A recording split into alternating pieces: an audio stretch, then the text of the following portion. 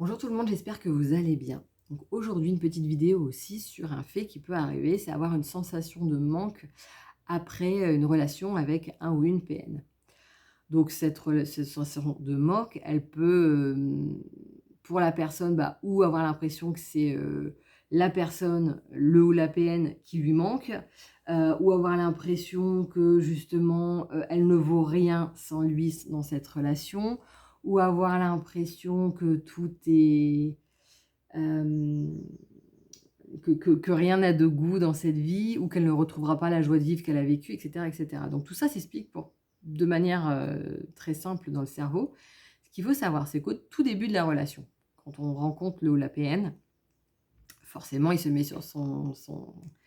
31, c'est la lune de miel, donc tout va bien dans le meilleur des mondes et on vit des choses, de tout ce qu'on a rêvé, où on est valorisé par l'autre, où on vit, une lune de miel. Donc là, ça apporte tu as les hormones dans le cerveau, les hormones du bien-être, qui sont, au taquet, qui vivent les moments à fond et ça apporte beaucoup de plaisir. Ça apporte un enthousiasme, de fou, une super belle énergie, plein d'envies, de projets et cetera. Enfin, tout est fabuleux.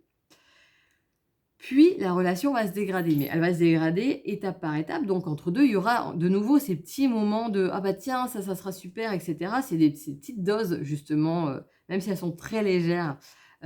pour apporter du bien-être, pour que la personne sorte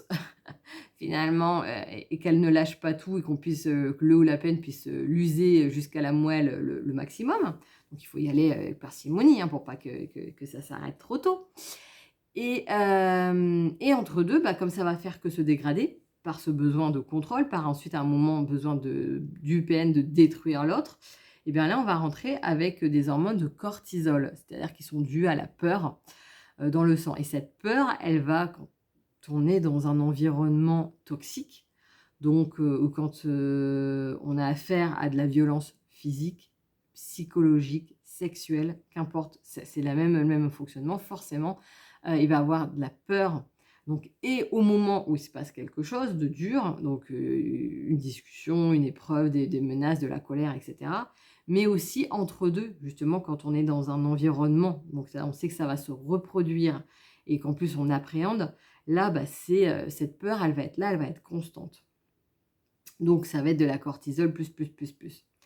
Quand on sort de cette relation, d'abord on est à plat, hein, ça je l'ai déjà dit, et ensuite il va falloir se reconstruire au fur et à mesure.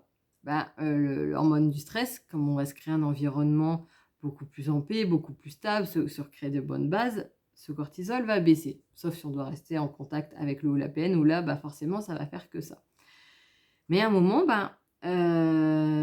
tout le reste va sembler fade, ouais, pour ma part, je me suis dit: «Mais c'est dingue, même dans mes projets, j'arrive plus à retrouver l'énergie que j'avais avant, je retrouve plus cet enthousiasme de fou» et cetera et il y a une sensation de manque et j'ai déjà eu ça aussi chez certaines victimes qui disent: «En fait, l'autre me manque». Mais non, c'est pas l'autre qui manque. C'est la sensation dans le cerveau due aux hormones du bien-être qui, elle, était montée à son apogée et qui manque. C'est comme, lors d'un accouchement en fait,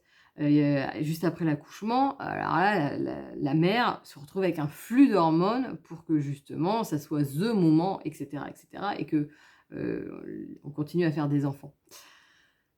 Mais donc juste après, quand elle a redescente des hormones et là, c'est là qu'on peut avoir le postpartum et cetera, qu'on est au plus mal, qu'on pleure sans même aucune raison et en fait on dit: «C'est normal, c'est dû au manque d'hormones». Et là, ça sera tout l'enjeu, en fait, dans la reconstruction, c'est d'apprendre à se redonner, du bien-être, des choses qui font plaisir, qui nomment et cetera, pour se reconnecter aussi pour se créer finalement de nouveau ces hormones du bien-être, pour qu'elles reviennent. Donc on se retrouve dans le même état de plaisir, de bien-être et que ça soit pas juste associé à la personne, dans le passé, à un certain moment, que ce soit pas que ça qui soit, la norme et qui soit cristallisé, mais qu'on apprenne à s'apporter ce qu'on a besoin et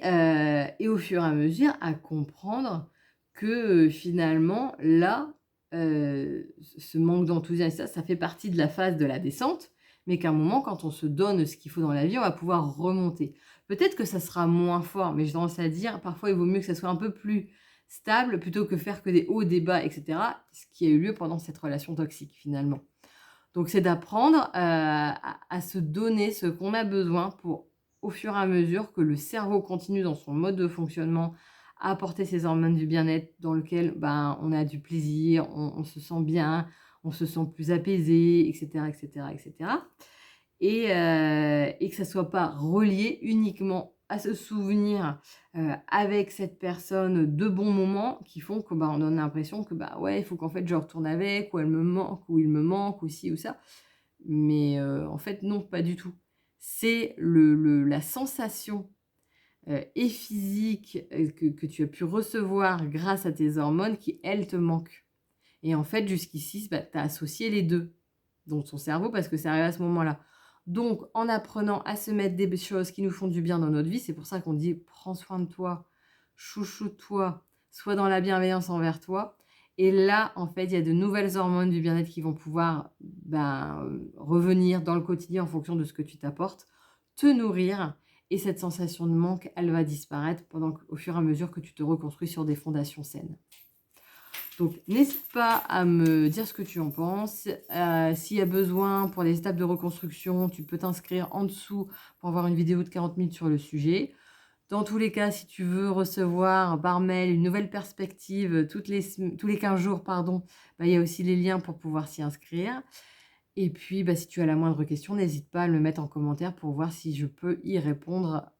ou bah, dans le cas contraire, je te l'indiquerai. Je te souhaite une excellente journée, je te dis à bientôt.